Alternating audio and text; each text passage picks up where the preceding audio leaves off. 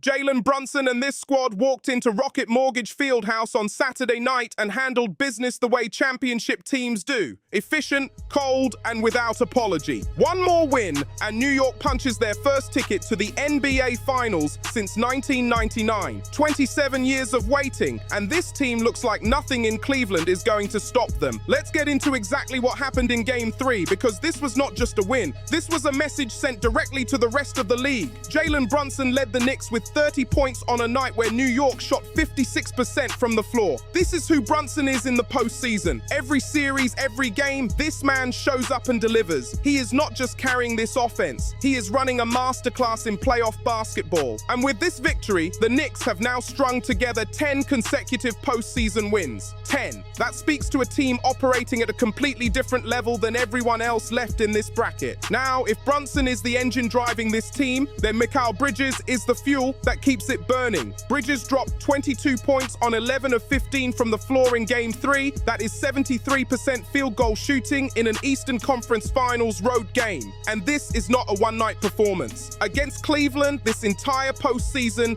Bridges is averaging 19.7 points while shooting 71.1% from the field. The series before this, when New York swept Philadelphia, Bridges posted 17.5 points on 63.8% shooting. This man has locked in at a level that the Cavaliers simply have no defensive answer for. And that is a serious problem heading into Monday. Karl-Anthony Towns did what Towns does when this team needs the full package: 13 points, 8 rebounds, 7 assists, and 3 steals. When Towns is spreading the floor, facilitating the offense, and protecting the ball at the same time, New York becomes one of the most difficult teams to game plan against in the entire league. And then there is Josh Hart: 12 points, 9 rebounds, 5 assists, and 4 steals. Hart brings a relentlessness to this roster that cannot be quantified on a stat sheet alone. He plays with a grit and an energy that shifts the momentum of games, and he did exactly that again in Cleveland. The moment that effectively sealed the outcome came from Landry Shamet, whose name will not dominate the headlines but absolutely deserves to be in the conversation. In the fourth quarter, Shamet hit 3 three-pointers on 3 consecutive possessions, back to back to back.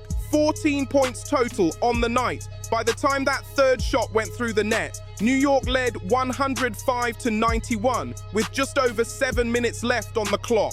At that point, the arena in Cleveland knew it was over. Now the Cavaliers are not a team that gave up without a fight, and that needs to be acknowledged. Evan Mobley gave Cleveland everything he had. 24 points from the young big man, who continues to prove he belongs among the elite frontcourt players in this game. Donovan Mitchell battled all night for 23 points and added 3 steals. And James Harden, playing in his first conference finals in years since his trade to Cleveland, put together 19 points, 5 assists, and 5 rebounds. But the Knicks' defense was a wall that Cleveland could not break through. New York forced 16 Cavaliers turnovers, racking up 10 steals and 4 blocks across the full 48 minutes. 10 steals. The Knicks reached into Cleveland's pockets every single time they came down the floor, and there was nothing the Cavaliers could do about it. And here is the historical weight of this series that people need to understand.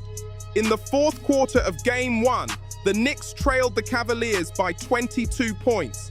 The scoreboard read 93-71 in Cleveland's favor. Most franchises, most locker rooms, most coaches would have accepted that deficit as the end of the conversation. The Knicks did not. Since that moment in Game 1, New York has outscored Cleveland by 62 points. That is not luck. That is the identity of this team. On top of that, the Knicks have now won 5 consecutive road playoff games by 10 or more points. That ties the all-time record in NBA playoff history. This franchise is operating in territory that has never been charted before. Game 4 is set for Monday in Cleveland at 8 p.m. The Cavaliers will come with everything they have left. Their crowd will be as loud as it has been all postseason. But if this series has taught us anything, it is that this New York Knicks team does not get rattled by the noise. They show up, they execute, and they go home with the win. Stay locked to the channel for full Game 4 coverage. Drop a comment below. Do you think the Knicks close out the sweep on Monday, or does Cleveland push back and extend the series?